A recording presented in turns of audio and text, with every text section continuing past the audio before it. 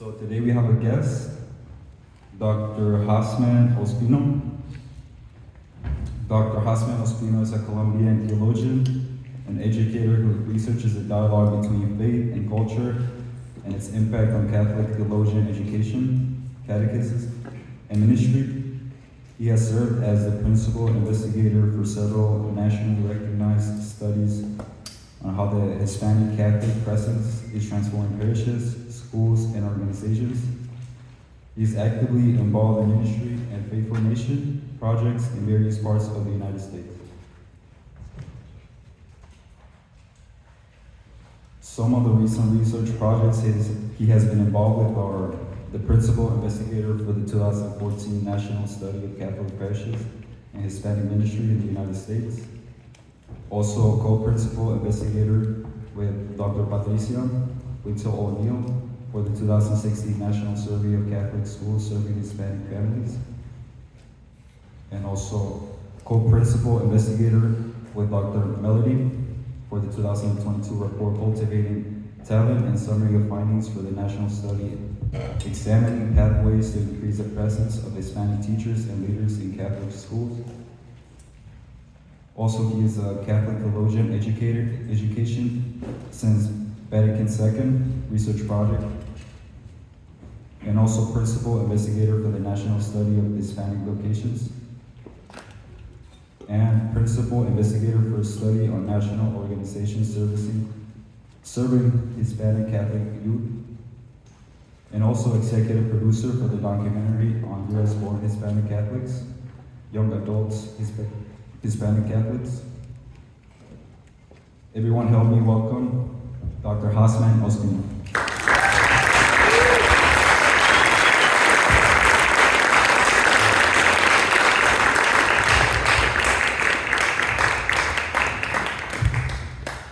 Wow. Good morning, everyone. Good morning. Buenos dias. Buenos dias. Oh, fabulous. What a pleasure to be with you today. So you're recording this, no? So I just want to make sure that I don't talk badly about John Great pleasure to be here with you this morning. Vicente, muchas gracias. Thank you for the invitation, but thank you for the vision of Iskali. I remember many years ago, I met young Vicente, back then when he was much younger, and he talked about, a vision to do something that was revolutionary in ministry, something that would change the way in which we would accompany young Latinos, Latinas in the United States. And I'm really proud, to not only have your friendship, but also to see Iskali grow and flourish. Thank you, Catherine, also for supporting this work, in this particular conference.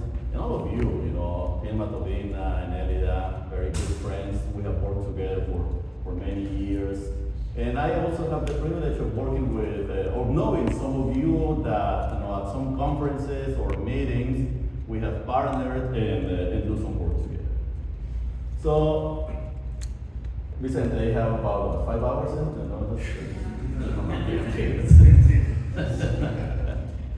in this hour that we have together, I want to talk a little bit about, or actually engage you in conversation, about young Hispanic, Catholic Hispanic leadership. We're going to talk about leadership today, And, this is not an academic lecture or presentation. This is going to be more of a conversation, an engagement, an invitation to contemplate, okay? To contemplate the idea of leadership. So, just by show of hands, how many of you are in your 20s? Just 20s. Very good. And how many of you are older than 30? Okay, just wanted to get a sense. So I know that everybody, the oldest person is 32, that's all, but so that's older than 30. So I'm glad that most of you, and how many of you are younger than 20 in this room? Okay, so Victoria, Victoria is my daughter, so she comes with me, and she's supervising me, you know. At the end of this talk, Victoria will give me feedback, you know. No, Papa, you don't say that. You know, you don't say it, so you don't stand that way, you know. So that's what my two children do, you know, and I'm glad that they do. They make me better, you know. And so does my wife. So let me begin with a question here today, and let's see if I can get this thing to work. Where should I point on this?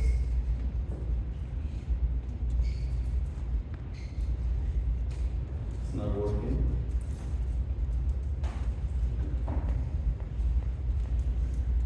Okay, very good.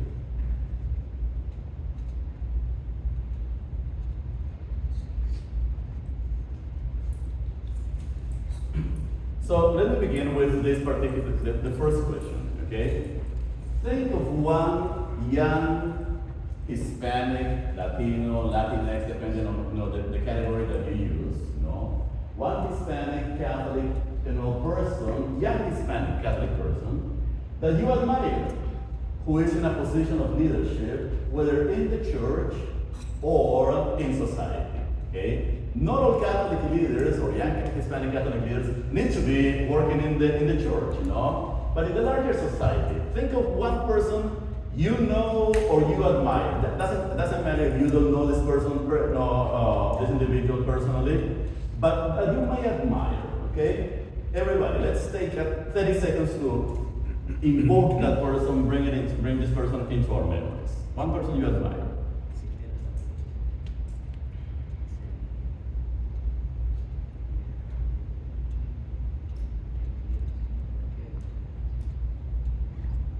Ready? You have that person in mind? Very good. Turn to the person next to you, it could be groups of 2 or 3, and then share. Why do you admire this young Hispanic Catholic, and what do you think makes this young person a leader? Okay? You got 3 minutes to share your thoughts. Go ahead.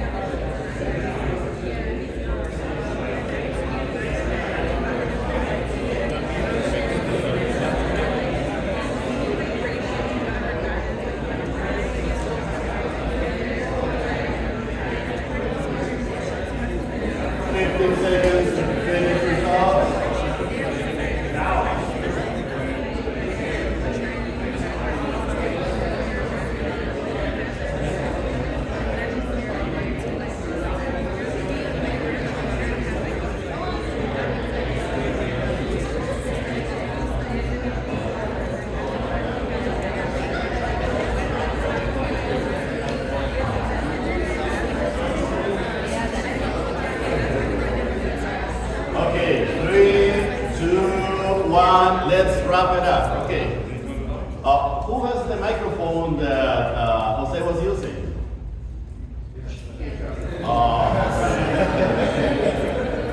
Let it go, my friend. Okay, let's take, I'm gonna take 3 people who are gonna answer the first question briefly, quick summary, and then 3 people for the second question.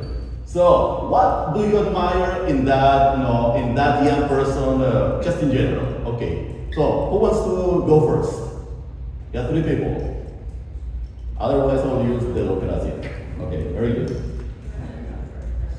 Please, and say your name. Me llamo Veronica, and the first person I thought about was my sister. I feel like she kind of knew, or maybe she didn't, but she has always been involved in the church, and she has always been there for people, even when she doesn't have the time, because I feel like she has she doesn't know how to say no, so she's always helping people out. And so I've always admired her, that passion that she has to always help people out and make it better. And she never gave up on me because I didn't want to come to the deal. So I would be like, I don't know. She was like, come on, you can go. And ever since, I always admired how great she is in the church or something.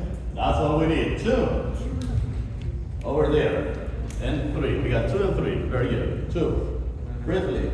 Hola, soy David, verás, the person I chose, her name is Yareli Godinez.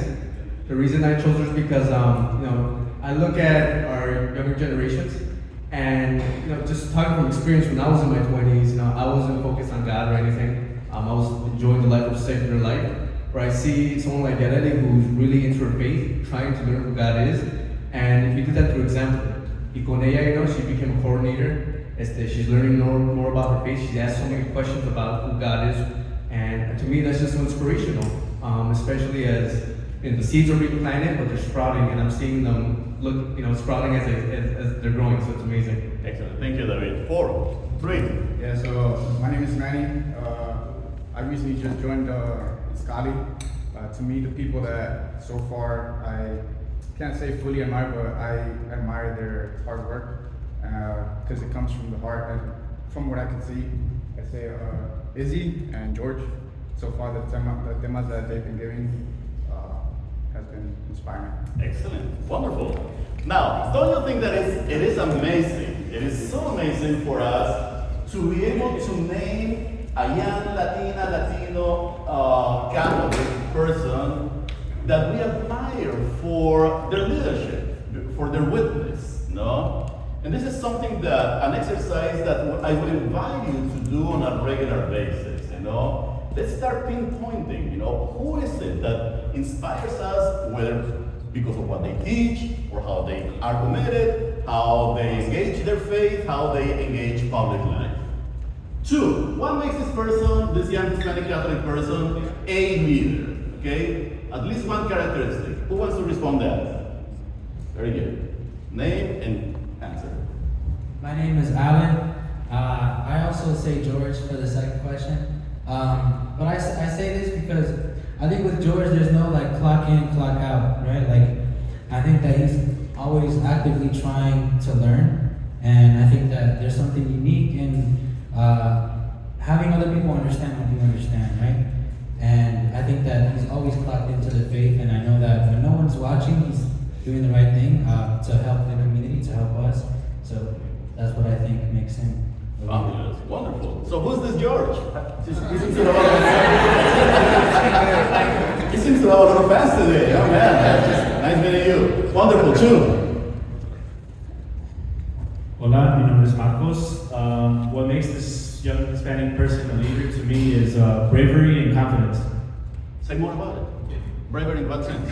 Bravery to not be scared to walk into a trail that may have not been walked before, go into an area of uncertainty. So to let fear kind of take a backseat and be able to be brave enough to go out of your comfort zone and into a space that's needed, but sometimes doesn't always have a guide to follow, So okay, and the confidence to be able to do it. Is this person George? Just asking. No, very good. Okay, 1 third person over there. Please pass the microphone over there. Hola, mi nombre es Melissa. So for the second question, I was thinking about Jose Carlos. I don't know if he's here right now, but I think what makes him the leader is that he always is there to listen, and even when he doesn't know the response, he'll be like, I'll get back to you and stuff. But also having that, being really humble. Like, you know, he's very successful for a young man and stuff like that, but he also gives his time and is still humble about everything, and yeah, I just think he's a good leader. Excellent. Please send it forward to Jose, the microphone. Now, what an amazing set of witnesses and testimonies. And this is, in some ways, what theologians call the communion of saints. No? What's the communion of saints?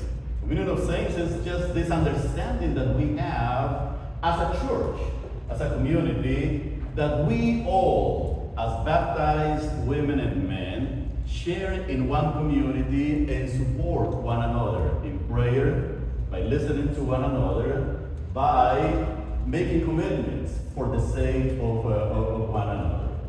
The communion of saints is not limited to the big saints that we know who are in heaven or we recognize as canonized, you know, Francis of Assisi, Maria Goretti, and Mother Teresa, and many others. No? Communion of Saints, actually the first experience of the Communion of Saints for us begins here and now. How we live our path, our journey to holiness every single day. Did you know that in the New Testament, the first word that was used to call Christians was the saints? That's what they call them, the saints. No? Not because these people had already achieved any high level of holiness, but because they were on a journey, walking with each other, understanding each other. And many of those saints were young people. They were very young. These were people who were passionate about not only the words of the gospel, but they were also passionate about the possibilities of being human. What it means to be human, what it means to be a person in the context of history. As a professor in a university, I have the privilege of being surrounded by young people all the time. And young people make me younger to the point that I'm still 25, I'm still 25. I haven't aged, and I feel 25 on a regular basis because precisely that energy that my own students, the energy that my own children, the energy of the young people that I meet in contexts like this, instill in me. And that is how we begin to think about leadership, identifying those people who fill us with inspiration. I want to introduce you briefly to 4 young people who, in one way or another, have transformed the world, okay? Some of them are Roman Catholic, except for the first one, okay? So let's begin with the first one. Let's see if I can figure this out. That young man over there, what do you think he is? Jesus, He was not Roman Catholic, So he was Jewish, was a Jewish man. But it is because of him that we all are here. How old was Jesus when he made perhaps the greatest commitment that has led into this movement that we call Christianity? He made 30. He was only 30, okay? Just like many of you who are 25, 27, 28, 30. Jesus, the young Jewish man of Nazareth, living 2,000 or almost 2,000 years ago, that young man made a decision at some point in his life to say yes to God, to accept God's plan for himself, and to move forward, giving witness and doing something, exercising some leadership. He becomes a rabbi, he becomes a teacher, and he brings people together. Who listen to him. he brought together a band of 12 people, 12 friends. One of them betrayed him, so, stuff happens in life. And yet, this young man named Jesus, eventually dies on the cross, and God has the last word, as Father Virgilio Elizondo would have said, God has the last word and rises him from the dead, defeating sin, defeating evil, defeating the powers of the world. And it is because of him that today nearly 2.5 billion people in the entire world journey through our lives as Christians. Not everybody has to be a priest. Not everybody has to be about religion. Not everybody has to be a theologian. Look at what happens when you become a theologian. It's just you lose your hair, You may lose your mind too. But not everybody has to be working in the ecclesial context. Some of us are called to do that. But the largest space where we are called to serve as leaders, as Christian leaders, as disciples of that young man, is the world. At the end of chapter 28 in the Gospel of Matthew, Jesus said, "Go into the world." He didn't say, "Go into the sacristy." He didn't say, "Go into the theology classroom." He didn't say, "Go into your parish and stay only in your parish or your tiny group of friends." He said, "Go into the world and proclaim the good news, the gospel, and give witness." How? As doctors, engineers, teachers, as people who work in the service industry, as people who own restaurants and cook and serve, as people who are working in the everydays, raising children, loving your spouse, working for a better community. Go into the world. A young man at the age of 30 made a decision to say yes to God. Francis of Assisi. How old was Francis of Assisi? You remember this young man, the son of a merchant in the 12th century. And Francis of Assisi, does anybody remember how old he was when he decided to leave everything behind and actually follow the gospel? Who has a good guess? Was it 25? 22. Very close. 22. How many 22-year-olds are in here? We got a few 22-year-olds, you see? So, here is Francis of Assisi. Francis of Assisi, young man, wealthy for the standards of the day, the son of a merchant, one day wound up in prison for some reason. This is not a motivation to go to prison anyway, just anyway. But he ended up in prison, and when he was in prison, somebody gave him a copy of the Gospels. He started reading the Gospels, and then he said, "How is it possible that I didn't know about this? How is it possible that more people are not living like this?" And then what did Francis did? He went back to his father and said, "Dad, I don't need any more of your riches. I don't even need more of your clothes." And he actually took his clothes off in front of his father. He said, again, not a motivation to take your clothes off anyway. So he just does this. "I don't need more of this because from now on, I want to actually proclaim the gospel, live the gospel." Look at that. Thunder, or what is it? Can I have the microphone?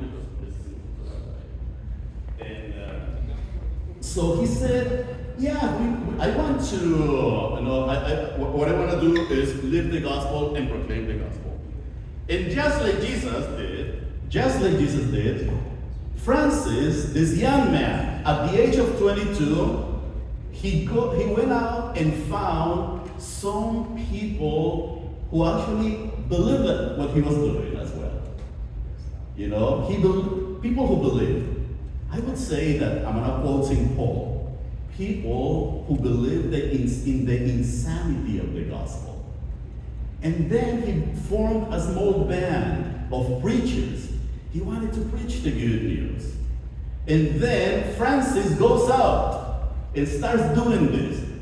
The clergy of the time did not understand him. The Pope did not understand him. Many people in his time did not know where he was going. And yet, eventually they let him do these things, because before then, Francis did not want to preach or did not want to announce the gospel in the context of churches or universities. He just wanted to go out in the corners of his neighborhood, and he wanted to be a missionary.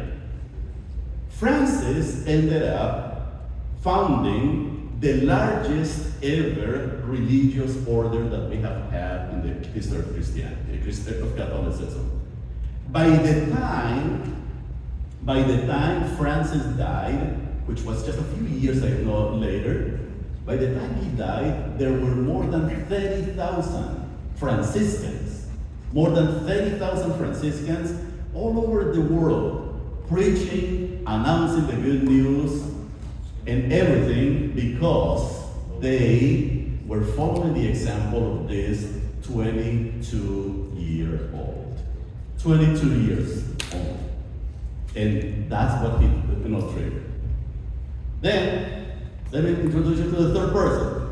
Agent Segonship Posha. I don't even know how to pronounce his name, Young woman.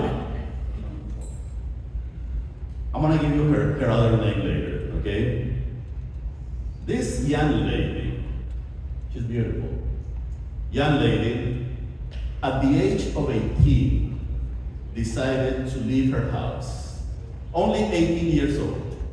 She decided to leave her house, and then she joined a community called the Sisters of Loreto. And then when she was in the midst of her community, she was sent to mission in different places. She eventually ended up in India. And when she was in India, she noticed that there were people who were living extreme poverty. They were abandoned. They were the poorest of the poor. No access to health care, no access to a home, no access to food, no access to education, no access to anything. This 18-year-old woman, just a few years later, said, I feel that God is calling me to live with these people. She became Mother Teresa of Calcutta. She became Mother Teresa of Calcutta. And then Mother Teresa, very few people have been canonized as fast as Mother Teresa was canonized. Everybody recognized her holiness. Santa Subita, right after she died. Not even, even before she died, people already knew she was a holy person. What did she do? What was her leadership? She did not go out into the world to become a president, or to become a great politician, or a great theologian, or a great intellectual. And a lot of people actually do that and do great service. But her leadership was focused primarily on serving the poor, doing something simple, in the simplicity.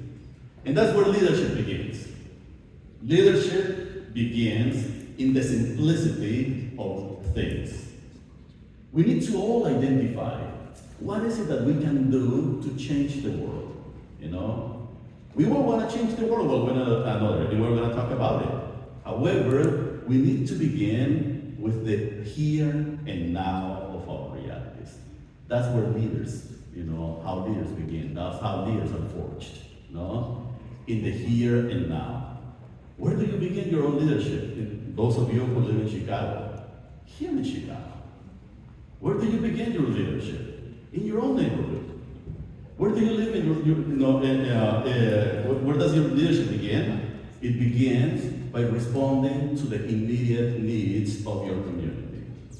Mother Teresa said, that she somebody, a journalist at some point asked her, that how does she do her work? And she said, I remember reading this in Spanish. She said, un viejito a la vez. One old person, one person in need at a time. That's how she's changing the world. I mean, it's not rocket science if you think about it. It's very simple. One person at a time. Oh, how did guy get this picture in there, no? Young man, another young man that I met a few years ago. I said it earlier, I remember I met Vicente almost 10, 12 years ago, while you were studying at CTU, I remember, I think it was at that time we met, I came to give a talk, and Vicente, introduced himself, and, as a young man, he said, I have some ideas. He was involved at the point in community organizing, and I remember the words he told me back then. He told me that all that I do in community organizing, I can do it in the church. Easily. I can do it in the church. And the church should be doing more of this. And then he just took off with one idea. How old were you when you started Iskali? 20. Look at that. A 20-year-old. Just like you, just like all of you in here. Just like all of you in here. You see? Another young person with an idea, with a dream, doing something specific. Serving the most immediate needs.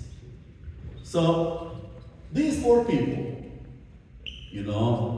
have a number of characteristics that, as a matter of fact, are characteristics that are also named in the literature about leadership, everywhere. And I imagine that many of you are already familiar with Christus Vivit, which is the apostolic exhortation that Pope Francis wrote about accompaniment of young people, accompanying young people. So, what are some of the characteristics of young leaders? We can talk about many of them, but I want to just single out 3. Single 3 of them. One of them is a leader is someone who dares to dream. Someone who dares to dream. Okay? And again, this is not, we take the word dreaming, sometimes for granted. We take it for granted. But I want to give you some characteristics or some requirements in order to dream. First of all, the first thing that we need to do as young leaders, or that you, particularly you need to do as young leaders as well, is dreamers need to believe in themselves. You can't believe in yourself. You have to believe that you and your dreams and what you can do are worthy. There are too many people in the United States of America telling young Latinos and Latinas that we are not worthy. Telling us that we are not college material. Telling us that we are lazy. That we are in this nation to steal jobs or to steal whatever benefits exist in this society. There are many people who treat us as second, third class. There are many people who tell us constantly that we are not worthy of aspiring to better ways of doing things. And guess what? That is not true. That is not true. And the only way for us to begin to dream is by affirming our own worth and recognizing that what we have to say and that what we can do is worthwhile. And we also need to remind each other that we are worthy. Turn to the person next to you and tell them, you are worthy. Go. Say it again. I mean, it is as simple as that. No? And this doesn't have to do anything to do with touchy-feely, no cheap spirituality or anything here. It has to do with the urgent need of telling our young Latinos, Latinas in the United States of America that we are worthy.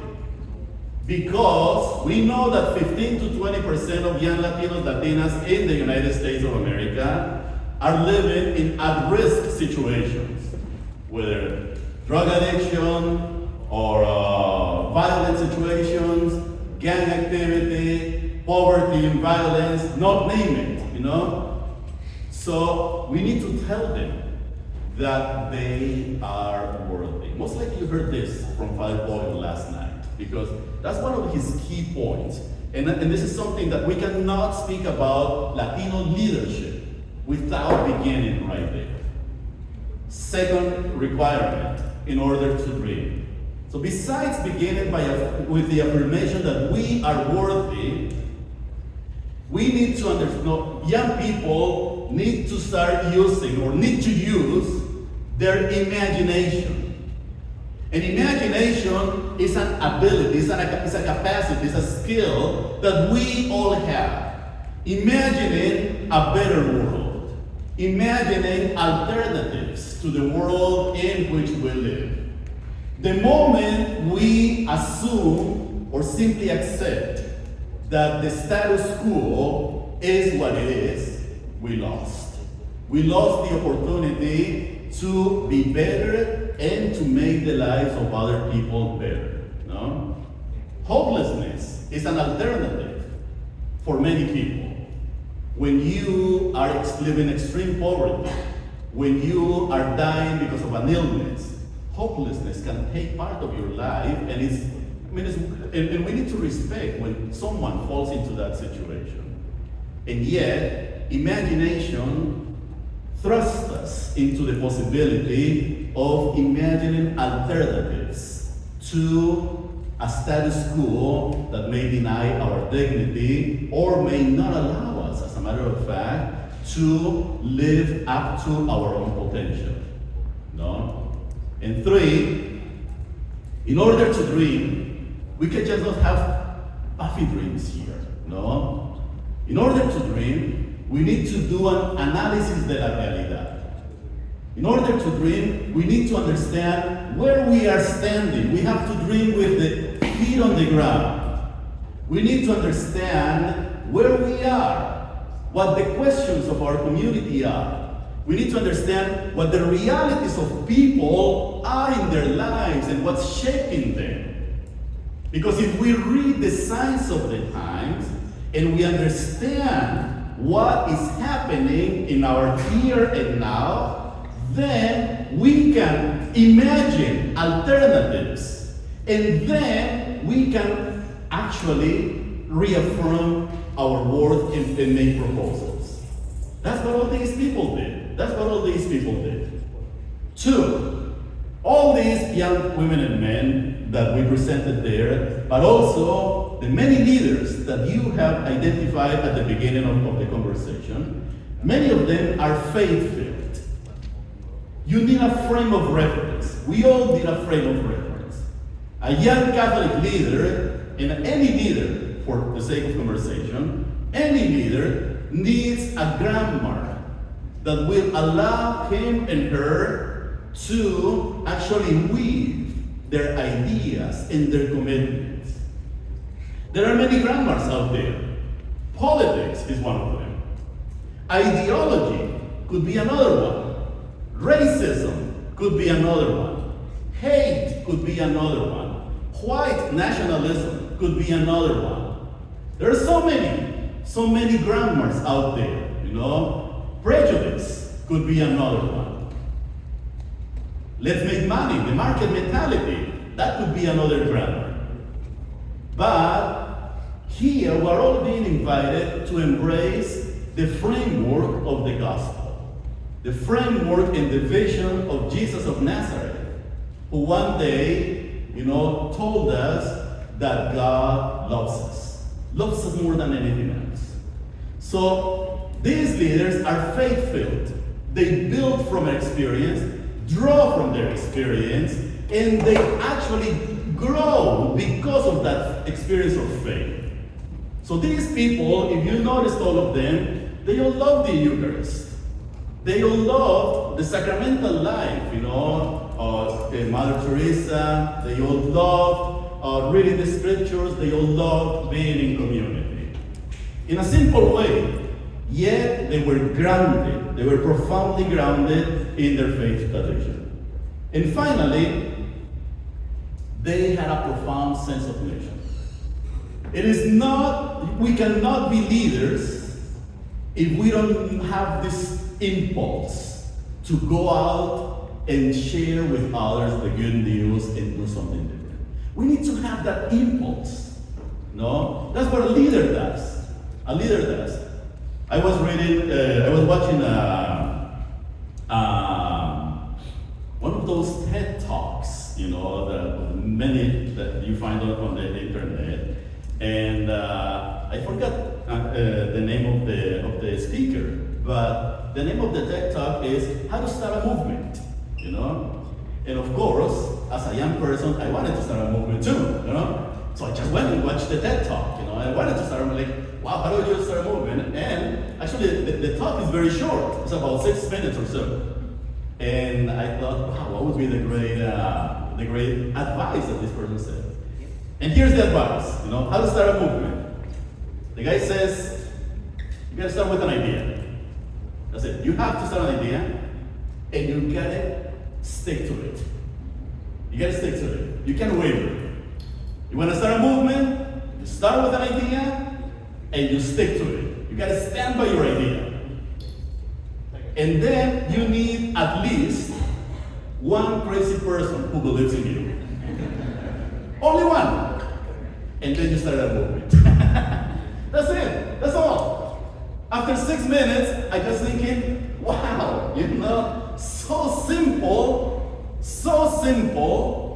and yet so profound and so true. Because that's what anyone that you understand and know as a leader, that's exactly what they have done. Jesus of Nazareth, he went out and then he found a bunch of fishermen. And what did he say? Follow me, leave everything and follow me. That was a wild invitation, and they did. And look at this, look at where we are today. You see?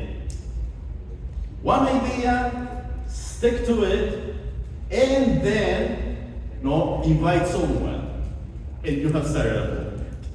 Vicente, you started a movement that way. You had that idea, you invite up many of the young women and men who are leaders in here, and look at what has been happening. And you all, I'm sure that are actually replicating this, And the idea is not only to replicate Iskali, but it's to replicate leadership in the Latino community. Many of you are professionals in different fields. Many of you are working in different spaces. And that's where you exercise your leadership using those 3 dynamics. 1, dare to dream, draw from your faith, and 3, have a profound sense of mission. Now, young Hispanic Catholics, why does the church in the United States of America, why does the society where we live, this country, need young Hispanic leaders? For many reasons. Because we are the present and the future of Catholicism in the United States of America, and because we are the present and future of this society. Simple as that. There is no negotiation here. There is no negotiation. No one is to be excluded from that responsibility. No one is to be excluded from that responsibility. In the United States of America, there are about 62 million Hispanics living in this nation. And also, of those 62 million Hispanics, the vast majority were born in the United States, okay? By a show of hands, how many of you were born in the United States of America? Look at this, okay? 64% of Latinos were born in this country.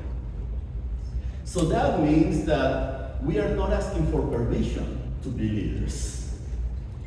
We're not asking for permission to be leaders. You are already de facto leaders in the church and in the United States of America by birthright. This is your church, you are the church, this is your nation, you are this nation, you are this society, okay?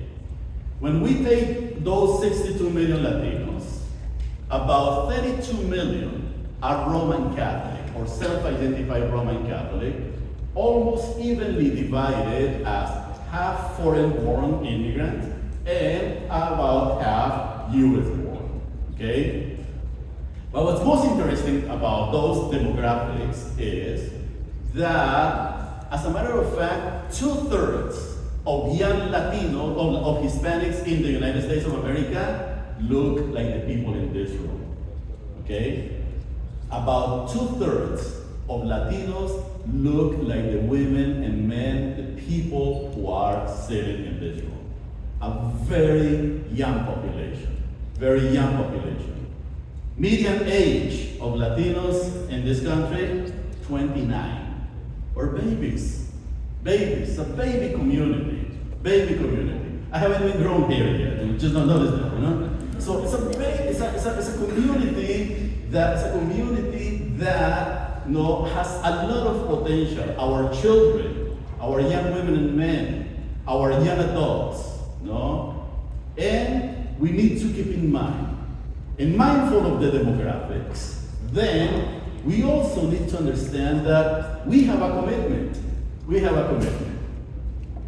We cannot leave the present and the future of Catholicism or the US society in the hands of others. Because what? You know what? There are no others. We are who we are. This is it. We have that responsibility, no? So we cannot actually defer the responsibility of building the church, of building Iskali, of building faith communities, of building the US society, of building the fields in which we work to others. It is our responsibility. It is our responsibility, and we need to embrace that responsibility. It is time to do it. My sense is that many of you, or most of you in this room, are already doing that. And in that, I'm preaching to the choir. But the key is, this is not much for you, because my sense is that most of you already know this. What we need to do is replicate what Jesus says in Matthew chapter 28. Go into the world. Go to those other 32 million Catholics who are out there and remind them that we are the present and the future of Catholicism and society in this country. And that's why we need to expand this ministry. And that's why we need to expand this leadership. And that's why we need to be present in many conversations about leadership in the United States, but not only about leadership, about almost every field. In the future, for instance, who is going to advocate for justice for immigrants? Who do you think is going to advocate for justice for immigrants? Who?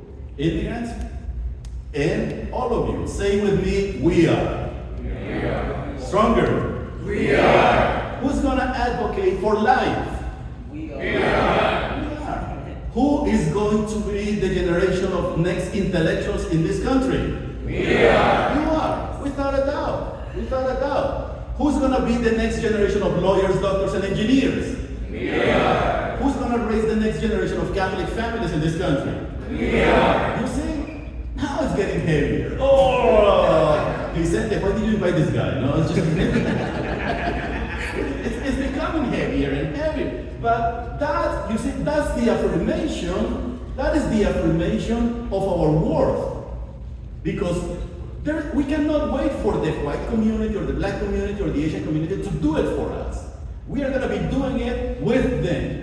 We're going to be doing it with them. We're going to build a better society and a better church with the many other families that exist in this country. But because of the size of the Hispanic population, we cannot hide. And we cannot actually step back and say, let's have someone else do it. We need to do it. And for that, we need formation. We need formation. Briefly, Jose, when Jose introduced me, he spoke about a recent study that I conducted at Boston College, in which we looked at organizations that are actually working well with Latinos, young Latinos, Latinas, in terms of formation and accompaniment. And I want to mention briefly 10 categories that identify those organizations, because those organizations exist at this moment in response to the needs of our young Latinos, Latinas, and they are meeting those needs. Iskali is one of the organizations that was part of the study. So, what are young Latinos doing? How are they going to become good leaders? How are Latinos, Latina Catholics going to be women and men who are going to build a better society? And we have organizations that are doing this and are doing this well. And here are 10 characteristics. Organizations, in order to be formed, we need to learn how to build community, how to provide a sense of belonging, how to pay attention to the vulnerability of our people and our communities. We need to be attentive to family. We cannot ignore the role of family. We need to make sure that we all believe that we can be leaders. We need to pay attention to culture. Our people need to be empowered, strengthen their Catholic identity, grow in their faith, and finally accept that we all are being missionaries, that we all have to have a missionary drive. You see? That's the only way. We need to form people in order to be protagonistas in the present and the future of Catholicism in the United States. So, my dear friends, here's the challenge, Jesus was 30. Francis of Assisi was 22. Mother Teresa was 18. Okay? And Vicente was 20. When all these four people started new movements, when they made a commitment and accepted to be leaders. Today, together, we are going to say, who is the present and the future of Catholicism in the United States of America? And you say? We are. I didn't hear it? We are. God bless you. Thank you very much.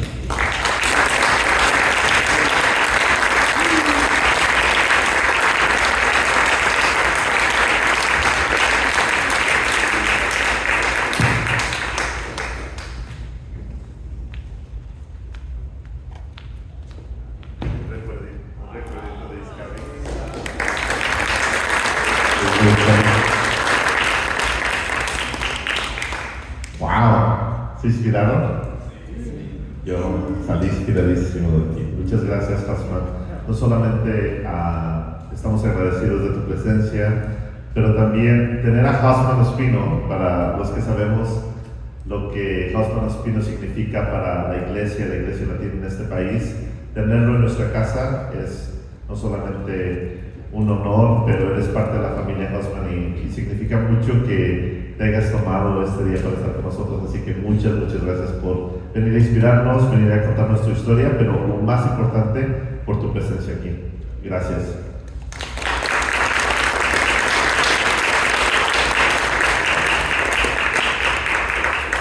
En algunos 15 minutos nos vamos a formar en grupitos. No quise formar los grupitos rapidísimo para que si alguien quiere de alguna manera más no tan formal venir a platicar con Hosffman. También están los libros de Young Catholic Latinos, que Hosffman fue el editor, y más tarde está el otro editor, Timothy, que viene a hablar. Entonces, si quieren que se nos firmen, que quieran algo, les vamos a dar unos 15 minutos para que conversen con él, y después algunos de nuestros líderes nos van a decir cómo dividirnos en los grupos. Todos tienen su programa, ¿verdad?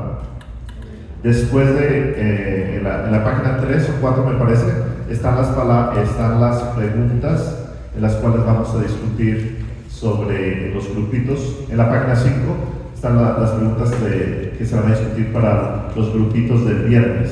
Entonces, por ahí, en unos 15 minutos, nos dividimos en grupos, les damos un espacio para que vengan, platiquen con Hosffman, si alguno de ustedes tiene alguna pregunta. Muchas gracias.